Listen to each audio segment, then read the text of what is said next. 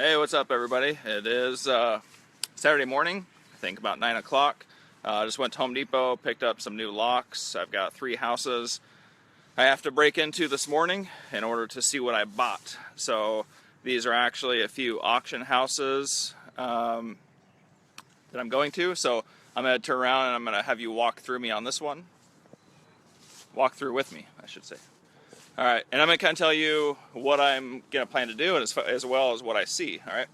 So on this one, this is a nice 3-bedroom ranch. I think, if I remember right, it was built in like 1996, so there's not going to be probably a ton of major improvements needed. Here's one that I see right off the bat, is there's kind of a drop off here by the driveway. So what we'll do with that is just put like a little curb on it. That way, a buyer or a tenant can see, or at least can feel when they start to kind of ramp up. That way we don't have some kind of liability of somebody driving off the side of the driveway and falling into the neighbor's house. Here's the back side of the house.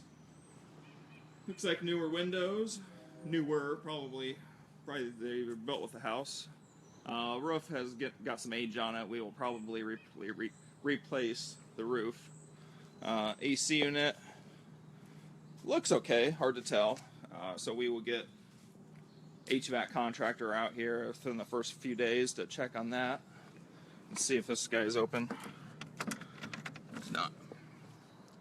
Anyway, got a 2-car garage. Looks like major stuff's gonna need done is trim work around, new exterior door.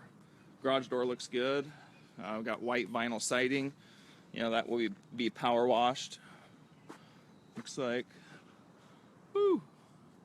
Looks like dog manure on the roof. That is one curled roof if I've ever seen it. So definitely a roof on the house and the garage, and will increase the value there for sure. Let's walk around, walk inside. How you doing? You still with me? All right. We will probably get this tree torn down. It's just right next to the driveway. So again, if I decide to turn this into a rental property, I don't need somebody backing into it and trying to sue me. So we'll tear that guy down more than likely. All right, inside. By the way, did you guys know this, that the easiest way to break into a house is simply to drill through the lock and it practically pops right out? It's pretty cool. Saw in a movie once. All right. So inside, looks like nice new windows. They got pretty good looking trim here, really throughout most of the house. So that shouldn't really need to be messed with. These kind of gold and oak stained doors. Not my favorite, but again, don't replace it if it's not broken. No reason to spend the money on it. Walk through here. So here's a little panoramic view of the living room. It's kind of a little bit of an odd shape, almost kind of a square, rather than usually a living room. You got more of a rectangle, but nonetheless, it's not too bad size. So kitchen looks pretty dirty, at first glance, but when you look at what really needs done to it, it's really not in that bad of shape. So the floors, it's kind of weird. The other owner used like commercial grade flooring in both the for the carpet. This is commercial grade flooring, as well as in the kitchen. There's like commercial grade vinyl tile here. So that's actually kind of it's not bad because it gives it a nice smooth surface to start with. So we can throw down some cement board, throw tile right on top of it, and we don't have to worry about pulling up old plywood or old vinyl that is coming up, stuff like that. So it actually makes it a really easy flat surface to start with. So top of that, we've got oak cabinets. Kind of cheap, but they're not in terrible shape. We might replace them. Kind of depends. When we get into this kind of stuff where we got this paper stuck on top of them, the amount of time it takes to peel it and clean it and degrease them and change out the hardware and all that, it almost gets to a point of making more sense just to put on new cabinets. You know, for this size of kitchen, we're probably looking at $1,500 in cabinetry, and it's worth, you know, I mean, we'll get 3 times that in value out of it. All right.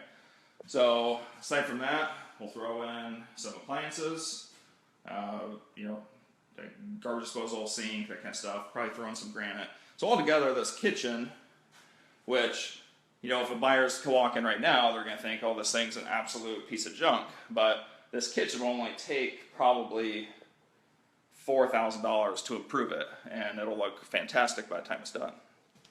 Let's keep walking. A little dark in the bathroom. No lights on yet.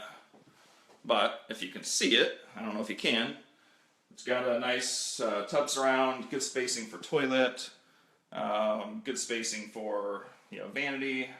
For whatever reason, they have some kind of linen cabinet above the vanity. That's kind of weird. It doesn't really go there, but that's easy to fix. Again, pretty good doors and trim throughout. You know, one of the issues is previous owners started to paint the walls and they got paint all over the new trim. So then we have to decide whether we're going to try to remove that old paint and keep the trim, or we end up having to replace the trim throughout. So it's kind of, sometimes not even a matter of cost, it's a matter of time. You know, which one's going to take most time. So again, this is probably the master bedroom. Not huge, but for an east side house, this is just about what they are. They're just usually not that big. But double closet, it's good size. Again, same kind of flooring in here, which is just really weird for bedrooms to have this commercial grade tile. But regardless, you know, we just go right over top of this with carpet and looks just fine. So baseboard, we'll replace all that. A little bit of shelving in the closet. Super easy fix. So, you know, this rehab is probably something that'll take us maybe 2 weeks. I mean, it'll be a quick one. Take it downstairs. Probably too dark down there to see. I wonder if I can get a flashlight on here. I don't know if I can. Yeah, there's no way you're going to see down there. But in the basement, it's wide open. Got a 100 amp panel. We have, looks like newer water heater. It looks like the furnace is probably going to have to be replaced. But we do have poured foundation, wide open basement. So it looks like it's probably going to be a pretty solid house. We bought this at $67,000, I think it was. And it's assessed for $130 or $133. So I'm indecisive right now. I might fix and flip it. I might do a lease to own. I might keep it as a rental. You know, the great thing about buying a property right is that when you buy it right, you normally have multiple exit strategies as opposed to just one. You know, a lot of the guys that fix and flip are going into it for only one purpose. Well, what happens is if that strategy doesn't work, then they're buried. They have a hard time figuring out what to do with that house. Whereas if you can buy a house that works, you know, as a flip, we'll have, let's say, maybe 80,000 into this by the time it's done. We sell it for 130, minus closing costs and realtor fees and stuff. You know, probably looking at somewhere around, what would that be? Low 30s, maybe low 30s in profit. If we do a lease to own, we would, you know, put about the same amount into it, but then we'd be selling it just a little bit higher and have some cash flow for a couple years. If we rent it, this house will probably rent for $1,100 a month, and our payments will be, I don't know, what would that be? Maybe $700, $800. So the numbers work no matter what we do. So it's really just all about buying good quality houses that make sense with the numbers.